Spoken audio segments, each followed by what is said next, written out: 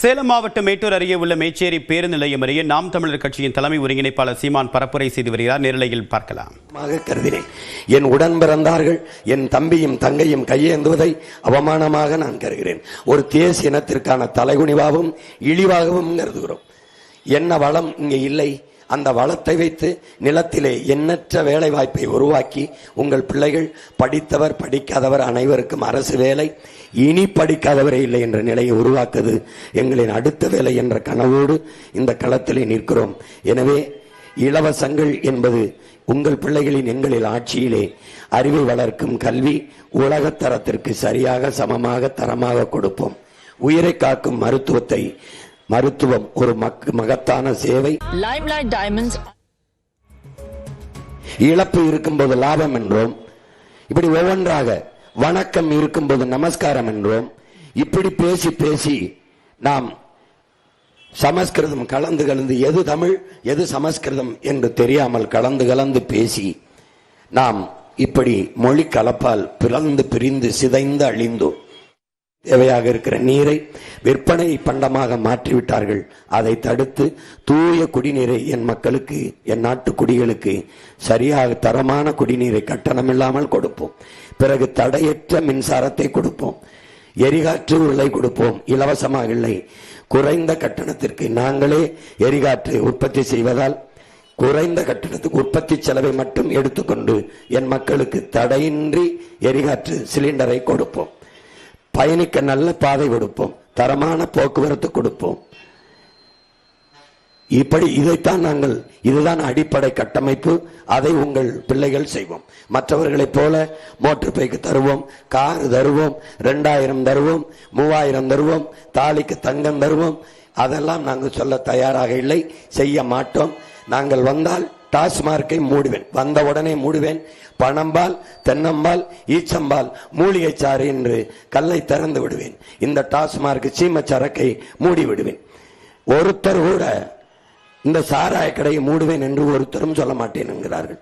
சாராய கடை திறந்து வச்சுட்ட பெண்களுக்கான பாதுகாப்பு, நாட்டு மக்களின் நலன் என்றெல்லாம் பேசுவது, சட்டம் ஒழுங்கு என்றெல்லாம் பேசுவது எவ்வளவு வேடிக்கையானது என்பதை அறிவார்ந்த எனது சொந்தங்கள் எண்ணி பார்க்க வேண்டும். ஒவ்வொன்றிலையும் ஒரு மாற்று சிந்தனையோடு, ஒரு பெரும் கனவோடு உங்கள் பிள்ளைகள் வந்திருக்கிறோம். இந்த கனவு என்னுடையது இல்லை, என் முன்னவர்களின் எச்சமும் சொச்சமும் தான் நாங்கள். எங்கள் தலைவன் என் முன்னவர்கள் தூக்கிச் சுமந்த கனவை தூக்கிச் சுமந்தான்.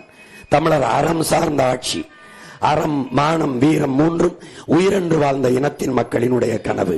அவன் கண்ட கனவு, என் தலைவன் கண்ட கனவு. 200 ஆண்டுகளுக்கு பிறகு என் இனம் எப்படி உரிமை பெற்று பெருமையோடு உயர்ந்து சிறந்து வாழ வேண்டும் என்ற கனவு. அந்த கனவை அவன் பிள்ளைகள் எங்களுக்கு கையளித்தான். அந்த கனவோடு இந்த தமிழகத்தின் தெருக்களெங்கும் கத்தி கத்தி ஓடி வருகிறோம். என் அருமை சொந்தங்களே, உங்களை நம்பி நிற்கிற பிள்ளைகளை தனித்து எப்படி சீமான் நிற்கிறான், எப்படி வெல்வான், அவன் தம்பி தங்கைகள் அவன் பிள்ளைகள் எப்படி வெல்வார்கள்? நாங்கள் எங்கே தனித்து நிற்கிறோம்? இத்தனை கோடி தமிழ் சொந்தங்கள் என்னும் பெற்றோர்கள், பேரன்பு மிக்க என் உறவுகளோடு இணைந்து கூட்டணி வைத்திருக்கிற ஒரே கட்சி நாம் தமிழர் கட்சி மட்டும்தான். நான் கட்சியை நம்பவில்லை, தலைவர்களை நம்பவில்லை, தமிழர்களை நம்புகிறேன். நான் இயக்கங்களை நம்பவில்லை, அடுத்த தலைமுறை இளைஞர்களை நம்பி இந்த களத்திலே உங்கள் பிள்ளைகள் நிற்கிறோம். எங்களை பெற்றவர்கள், எங்கள் உடன் பிறந்தவர்கள் எங்களை கைவிட மாட்டார்கள் என்ற அசைக்க முடியாத நம்பிக்கையில் நிற்கிறோம்.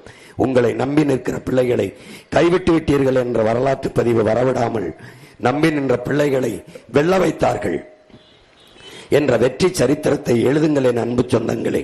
அதிமுக வெல்வதோ திமுக வெல்வதோ சாதாரண நிகழ்வு. ஏனென்றால் பலமுறை அவர்கள் வென்றிருக்கார்கள்.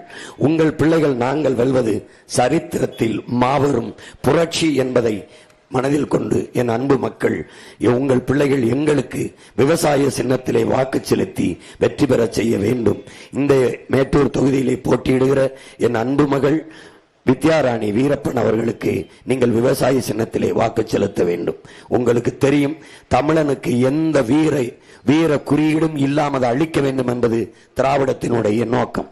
பிரபாகரன் என்றால் அவன் தீவிரவாதி, பிரிவினவாதி. வீரப்பன் என்றால் அவன் சந்தனக்கட்டை கடத்தியவன், மாயாவி, திருடன் என்று கட்டமைப்பார்கள். தமிழர்கள் வீர மக்களை பெற்ற ஒரு இனம்தான் பாதுகாப்பாக வாழும். வீர மக்களை பெறாத இனம் சிதைந்த அழியும், நாடு அழியும் என்கிறார். அப்படி வீர மக்கள் நம் இனத்தில் பல்வேறு முன்னவர்கள் தோன்றினார்கள். அதில் நம் கண்முன்னே பிறந்த வீர மக்களில் ஒருவன்தான் வீரப்பன் என்ற பெருமா வீரன், பிரபாகரன் என்ற எங்கள் உயிர் தலைவன். இந்த குறியீடுகளை எல்லாம் சொல்ல விடமாட்டார்கள். பேசும்போது, சீமான் பேசும்போது பிரபாகரன் என்று சொல்லும்போது கைதட்டுகிறார்கள், மக்கள் ஆர்ப்பரிப்பார்கள். வீரப்பன் என்று சொல்லும்போது கைதட்டுகிறார்கள், ஆர்ப்பரிக்கிறார்கள் என்று உளவுத்துறை குறிப்பெழுதி கொடுக்கும் போது தமிழர்கள் வீரத்தின் நின்று நிமிர்ந்து எழுச்சி வருகிறார்கள். விடக்கூடாது என்று வீரப்பனை பற்றி பேசினால் தடை, சுவரொட்டி ஒட்டினால் தடை. நான் ஒட்டும்போது கிழித்தார்கள், எண்ணற்ற வழக்குகளை மேலே போட்டார்கள். வீரப்பன் திருடன் என்றார்கள். வீரப்பனை திருடன் என்றால் ஜெயலலிதா கருணாநிதிக்கு என்ன பேர் என்று கேட்டேன். வாயை மூடிக்கொண்டு நின்று விட்டார்கள். சந்தனக்கட்டையை வெட்டி வித்தான் என்றார்கள். யானை தந்தத்தை கடத்தி வித்தான் என்றார்கள்.